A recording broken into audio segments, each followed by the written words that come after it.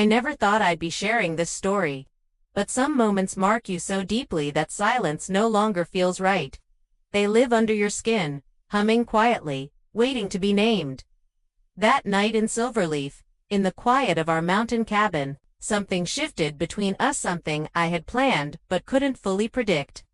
I sat across the room in a worn leather chair, firelight dancing across the wood panels, watching the moment unfold in slow, measured breaths. His back was to me. Noah had no idea I was still in the room. He thought I'd stepped out to give space after adjusting the towel beneath his shoulder blades. He didn't know I was watching or that I'd asked someone else to step in. Elise stood where I had been just a moment earlier. Poised, focused, her dark curls pulled into a low knot, her expression calm, deliberate. She glanced at me once, silent confirmation, and then her attention returned to him. Noah lay face down on the massage table. Unaware, he trusted me. I had promised him a surprise. Just relax, I had whispered. I'll stay close. And I did. Elise's hands moved expertly over his shoulders. Her touch was confident, her strokes rhythmic and grounded. I could see the way his breath began to deepen beneath her hands, not from suspicion but from surrender. His body softened into the table, letting go piece by piece. She said nothing. Neither did I. Noah believed this was still just me, that I was the one touching him. He hadn't realized the shift. Not yet. I studied him, the way his fingers twitched, just slightly, when her touch brushed the edge of his ribs. It wasn't random, it was awareness. His instincts were catching up. Then Elise spoke, soft, lilting, casual.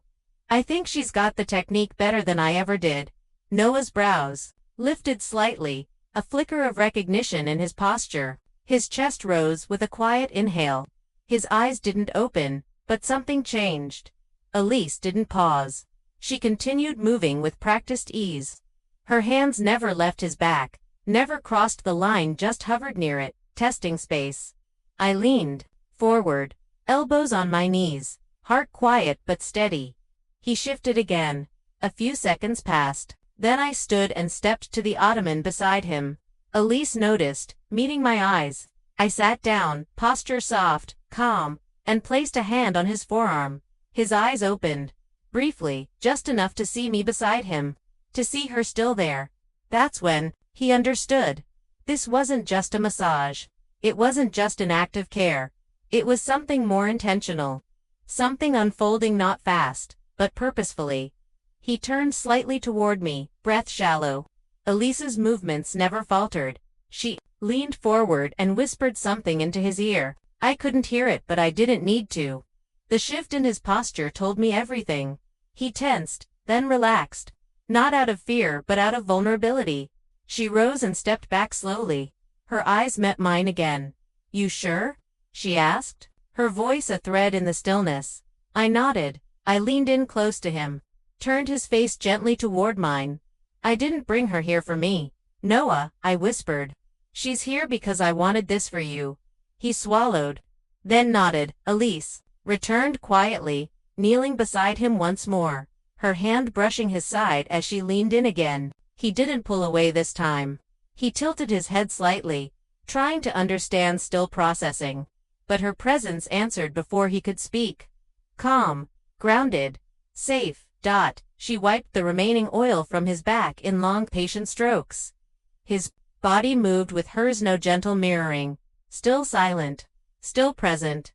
I touched his shoulder again. It's okay, I whispered. She's with us. His gaze met mine. No more questions. Just clarity. Elise's hands remained steady as she finished, her energy matching the rhythm of his breath. When she folded the towel and stepped back, he shifted slowly, deliberately, not rushed, not unsure. His hand reached for mine. I laced my fingers through his. Another breath, then another. The quiet between us was sacred, now unspoken, but loud. I kissed his cheek, a soft anchor in the stillness. He turned toward me, whispered my name like it was the only word left in the room. I pressed my forehead to his temple. Just breathe, I whispered. He did. Elise rested her hands near his shoulders once more. completing the session with a final moment of calm. No words were needed now, just stillness, just presence. A quiet exhale, a soft creak from the table, and in that breath, something had been offered. Not temptation, not betrayal, but trust.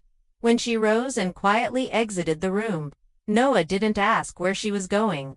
He just lay there, his hand still in mine, his heart steady beneath my touch.